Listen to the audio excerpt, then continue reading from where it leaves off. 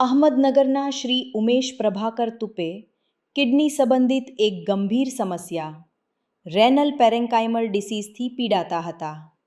પગમાં સોજો આવવો, પેટમાં ભાર લાગવો, મૂત્રનું પ્રમાણ ઘટવું અને થોડું ચાલ્યા પછી પણ શ્વાસ લેવામાં તકલીફ થવી જેવા લક્ષણોના કારણે તેમના દૈનિક જીવન પર મોટો અસર પડી હતી.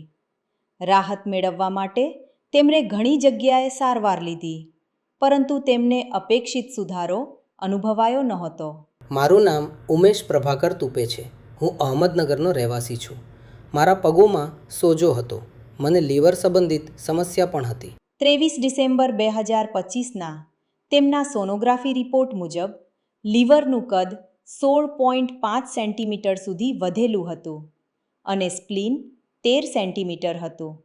જમણી અને ડાબી બંને કિડની થોડું વધેલી દેખાતી હતી. પેટના પેરાકોલિક ગટરમાં થોડું પ્રવાહી જોવા મળ્યું હતું. બંને બાજુ હળવો પ્યુરલ ઇફ્યુઝન જોવા મળ્યો હતો, જેમાં જમણી બાજુ વધુ હતો. પાછલા ઉપચારથી તેમને થોડો આરામ મળ્યો હતો, પરંતુ તેમની સ્થિતિ સંપૂર્ણપણે નિયંત્રણમાં નહોતી.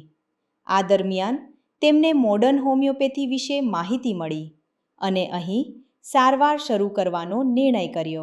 સારવાર શરૂ કરતા પહેલાં મને ચાલતા પણ શ્વાસ લેવામાં તકલીફ થતી હતી. હું 100 મીટર પણ ચાલી શકતો નહોતો.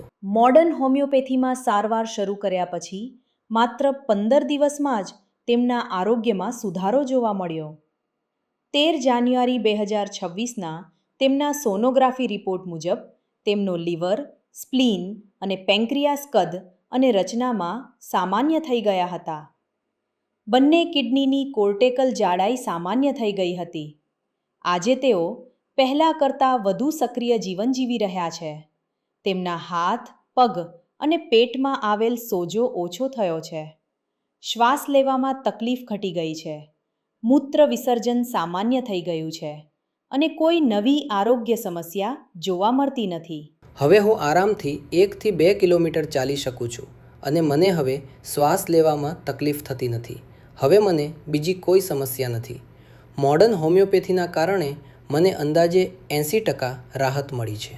શ્રી તુપેની જેમ રેનલ પેરેન્કાઇમલ ડિસીઝ ધરાવતા ઘણા દર્દીઓને મોડર્ન હોમિયોપેથીમાં સારવારથી સુધારો અનુભવાયો છે. હકીકતમાં, જેમને અગાઉ કિડની ટ્રાન્સપ્લાન્ટ કરવાની સલાહ આપવામાં આવી હતી, એવા ઘણા દર્દીઓએ પણ આ સારવારથી અસરકારક પરિણામો મેળવ્યા છે અને હવે તેમને ટ્રાન્સપ્લાન્ટની જરૂર નથી રહી.